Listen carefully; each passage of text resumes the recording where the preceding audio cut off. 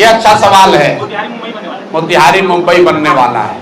अब मोदी जी ने घोषणा की तो कैसे किया है, इसके पीछे आधार क्या है, जरा इसको ध्यान से सुनिए। मोतिहारी मुंबई बनेगा तो एम से मोतिहारी, एम से मुंबई। संथाल परगना सूरत बनेगा, एस से संथाल परगना, एस से सूरत। पटना पुणे बनेगा, पी से पटना, पी से पुणे।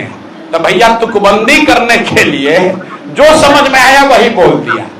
मोतिहारी मुंबई बनेगा, पटना पुणे बनेगा, संथाल परगना सूरत बनेगा, एस से संथाल परगना, एस से सूरत, पी से पटना, पी से। तो किसी ने भाषण लिखने वाला कहा देखिए यही मिलान ठीक है, वरना पटना और पुणे का कोई लेना देना नहीं है।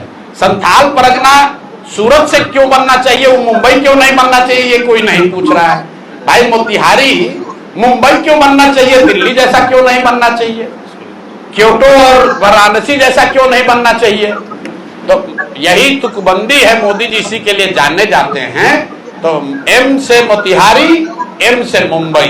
अब जितने लोग हैं वो अब डी से ड्रीम अपना सपना देखते रहे, एस से सपना देखते रहे और मोदी जी को 2-4 बार और जिताते रहे। जैसे चीनी मिल चालू हो गया वैसे मुंबई बनने वाला है मोतिहारी। आप भी और हम भी जाएंगे। अब ये बताइए, मुंबई के किनारे तो सागर है, सब बात तो ठीक है, यही हम भी कल से सोच रहे हैं कि मोदी जी समुद्र भी ले आएंगे क्या मोतिहारी के पास। अरे भाई नहीं, लोग कहता है मोदी है तो मुमकिन है, तो ये भी संभव है कि मोदी समुद्र उठा कर ले आए मोतिहारी के पास और हम लोग वहां पर बीच पर घूमेंगे। बड़ा बढ़िया लगेगा। भाई जल्दी कीजिए, हम लोग भी चाहते हैं, वो हो जाएगा तो हम भी भाजपा का वोटर बन के भाजपा को वोट देंगे। व्यापारी है और पहली बार आप पे पर्सनल अटैक करते हुए कहा है कि आप दिन भर अच्छी बात करते हैं और रात को उदय सिंह जी के साथ बैठकर शराब पीते हैं। अरे बाप रे बाप। अब बताइए मतलब लोग कितने यहाँ बेवकूफ हैं कि अगर मान लीजिए कि किसी व्यक्ति के साथ बैठकर हम शराब पी रहे हैं तो खुद ही बता रहे हैं कि हम लोग सरकार में इतने अक्षम हैं कि जानते हैं लेकिन इनको पकड़ नहीं पा रहे। कितना बेवकूफ है ये नहीं समझ पा रहा हूं मैं। अरे भाई अपना बेवकूफी का मेडल खुद ही अपने सीने पे लगा रहे हो। आप बताइए कि शराबबंदी है और संजय जायसवाल जी को तथाकथित तौर पर यह पता है कि हम शराब पी रहे हैं, तब तो सबसे आसान यही, हमको पकड़ लो भाई, पकड़ लो, दे हमको बेनकाब कर दो। अब आ जाइए कि संजय जायसवाल ने लेख क्यों लिखा है। तो क्रिकेट आप लोग देखते हैं, क्रिकेट में जब बैट्समैन घायल हो जाता है तो दौड़ने के लिए, रन लेने के लिए एक रनर बुलाता है। रनर बुलाने का एक नियम है, जो पहले से आउट होकर चला जाता है वो बनकर आता है रनर। क्रिकेट देखते हैं ना, तो जिसको अभी आगे बैटिंग करने आना है वो नहीं आता है रनर के तौर पर, जो आउट होकर चला जाता है उसको बुलाता है, जाओ अब वो आदमी थोड़ा घायल हो गया है बैट्समैन, रनर के तौर पर दौड़ो। तो संजय जायसवाल वही आउट हुए बैट्समैन पहले अध्यक्ष थे, भाजपा ने हटा दिया। यही हटाया किस लिए था, यही फेसबुक पर लेख लिखने के चक्कर में रोज लिखते थे कि हम जदयू को तोड़ने वाले हैं, तो भाजपा वाला इन्हीं को तोड़ के हटा दिया। अब इनके जो बड़े भाई हैं दिलीप जायसवाल, राजनीतिक तौर पर बड़े भाई, उन पर अभी हुई है गोलाबारी, राजनीतिक गोलाबारी। अब बेचारे आहत होकर गिरे हुए हैं, 15 दिन से उनको जवाब नहीं सूझ रहा है। ये नहीं बता रहे हैं कि सिखों के कॉलेज को किशनगंज में कब्जा किए हो कि नहीं किए हो, इसका जवाब नहीं दिया। कह रहा है ऊपर भगवान है। भगवान आपके लिए तो हमारे लिए भी है, भगवान आपके लिए है तो उसके लिए भी है जिसका कॉलेज आप कब्जा किए हैं। तो इन लोगों ने अभी तक ये नहीं बताया कि दिलीप जायसवाल ने सिखों के कॉलेज को अवैध तौर पर कब्जा किया है कि नहीं किया है। इन लोगों ने ये नहीं बताया कि जो 2 महिला प्रेस के सामने आकर कह रही है कि दिलीप जायसवाल ने हमारे बच्चे राजेश, हमारे भाई, हमारे बच्चे का कत्ल कराया है, उस पर इन्होंने जवाब नहीं दिया। तो पीछे से ही रनर बनकर उतरे हैं दिलीप जायसवाल, संजय जायसवाल। तो भैया इनको क्रिकेट का नियम मालूम है कि जब बैट्समैन आउट होगा तो रनर को भी उसके साथ पवेलियन वापस जाना पड़ेगा। तो बेकार लपेटे में आ जाएंगे, ज्यादा उछलना नहीं चाहिए। फेसबुक पर लिखना जो है वो अपने नहीं लिखते होंगे, कोई अपने असिस्टेंट से लिखवाए होंगे, इतना उनको हिंदी का ज्ञान नहीं है कि उतना लिख पाए। और ज्यादा अगर उनको परेशानी हो रही है तब बेतिया में उनके कर्म और कुकर्मों की चर्चा हम पदयात्रा होते हुए बहुत सुने हैं उनके पेट्रोल पंप के बारे में, ये भी सुने हैं कि उनका यहाँ नर्सिंग होम कैसे चलता है और क्या होता है।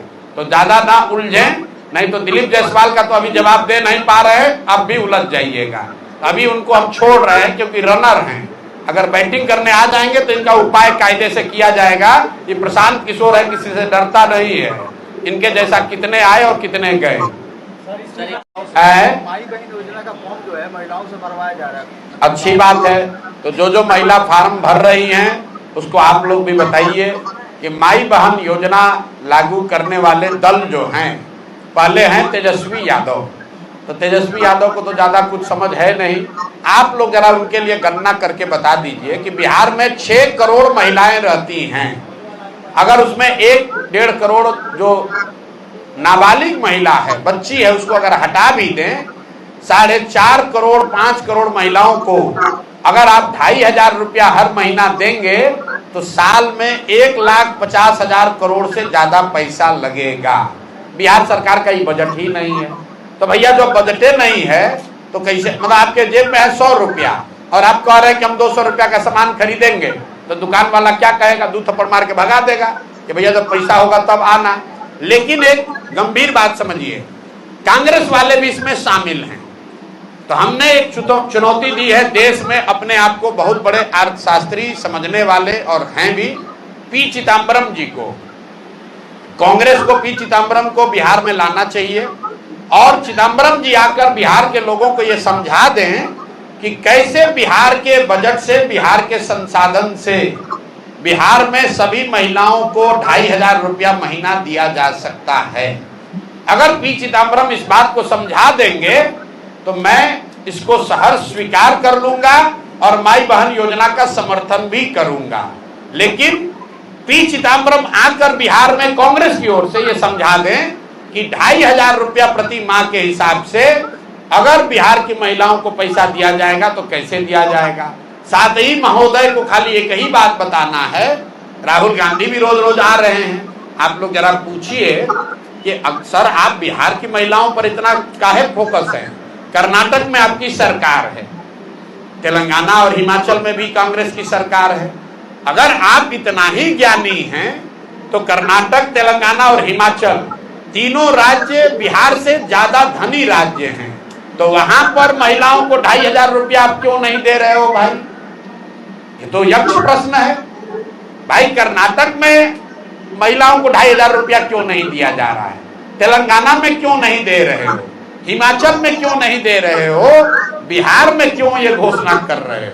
बिहार में इसलिए कर रहे हो कि वही बात है, बूढ़ा शेर कंदम दिखाकर किसी को जाल में फंसाना चाहता है, क्योंकि बिहार का बजट है 3.25 लाख करोड़, उसमें योजनाओं के लिए उपलब्ध है 1 लाख करोड़ और भाई साहब लोग बता रहे हैं कि 1.5 लाख करोड़ रुपया हर साल महिलाओं को दे देंगे।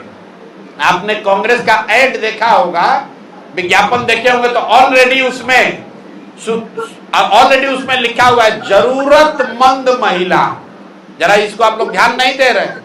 ये कांग्रेस के लोग इतने बुर्बक नहीं हैं, 50 साल देश को टोपी पहना के शासन किया है।